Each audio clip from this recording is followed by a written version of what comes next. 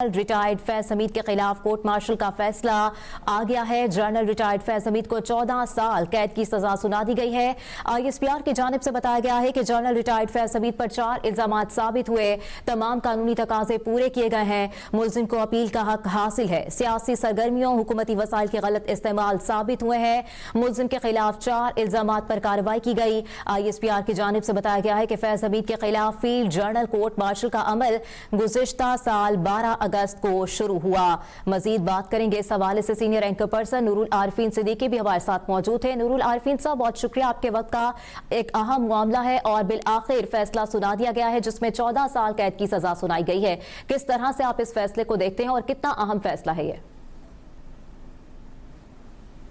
हमीद को सजा जो है कोई बहुत ज्यादा गैर मुतवक्को अमल तो नहीं था, ये होना था और हो के रहा।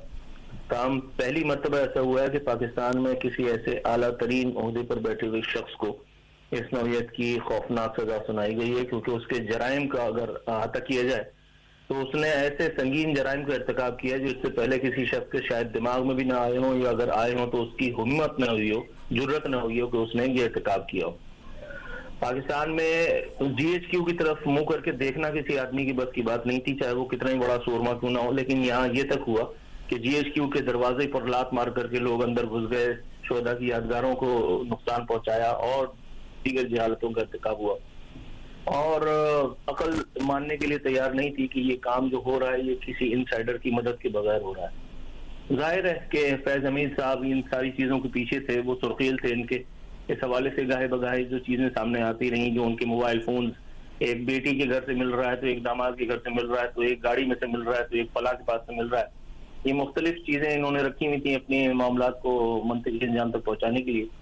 गाए बगाए फौज की आला क़यादत की जानिब से इनको वार्निंग दी जाती रही, इनको तंबीह की जाती रही कि आप अपने मामलात को समेट लें, लेकिन इन्होंने सुनी अनसुनी कर दी। क्योंकि पाकिस्तान में एक जो रिवाज रहा है, मेरा ख्याल है यही इनके जहन में था कि जो कुछ भी होगा मुझे दफन तो झंडे में ही होना है। इनको ये पता नहीं था कि शामत अमाल इनका दरवाजा दस्तक दे रही है, और फिर बहरहाल वही हुआ जो होना था, इनको धर लिया गया।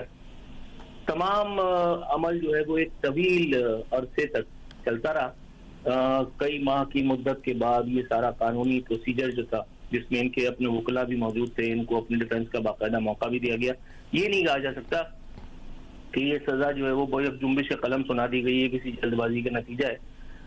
गाय बगाए इनकी खबरें भी आती रही कि इन्होंने किसी तरह से जान छुड़ाने के लिए, खुलासी कराने के लिए इधर उधर कोशिशें भी की हैं, लेकिन बहरहाल वो सारी वार्निंग जो इनको पहले दी जा चुकी थी वो अंजाम पजीर हुई और इनको सजा सुना दी गई।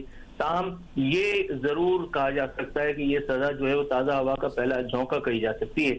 लेकिन अभी बहुत सारे मुस्तहिकीन और हैं इन्वर्टेड कॉमास में कि जो फैज हमीद से फैज़याब हुए हैं या जो फैज हमीद के साथ लूप में थे, जो अलाइन थे, कि जिनका नंबर अभी आना बाकी है।